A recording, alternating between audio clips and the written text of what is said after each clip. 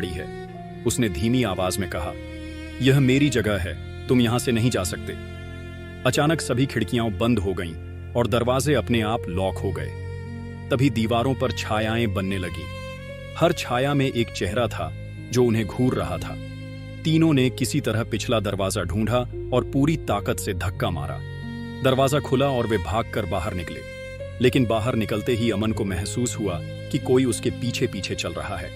उसने मुड़कर देखा तो हवेली की खिड़की से वहीं दुल्हन हाथ हिला रही थी और उसकी आंखों में नफरत भरी थी। उस रात के बाद तीनों कभी वैसे नहीं रहे। अमन अक्सर नींद में चीखने लगा। विवेक को हर जगह पायल की आवाज सुनाई देने लगी और करण को आईने से डर लगने लगा। कस्बे में उनकी हालत देखकर लोगों ने और भी यकीन कर लिया कि हवेली में राधिका की आत्मा भटकती है।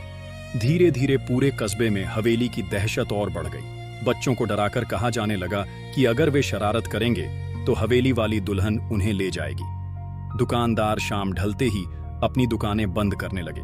यहां तक कि कई लोग अपने घर बेचकर दूसरे कस्बों में चले गए। कुछ महीनों बाद एक साधु उस कस्बे में आया।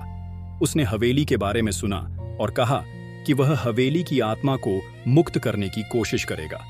साधु रात में हवेली के सामने मंत्र पढ़ने लगा, लेकिन अचानक हवेली से जोरदार चीख सुनाई दी। हवा का इतना तेज झोंका चला कि साधु वहीं गिर पड़ा। लोग दौड़े, लेकिन साधु फिर कभी होश में नहीं आया।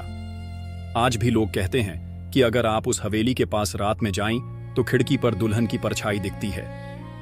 कई लोगों ने सुना है कि हवेली से कराहने और पायल की आवाजें आती हैं। कुछ तो यह भी कहते हैं कि अगर कोई अंदर गया तो वह कभी पहले जैसा वापस नहीं आया।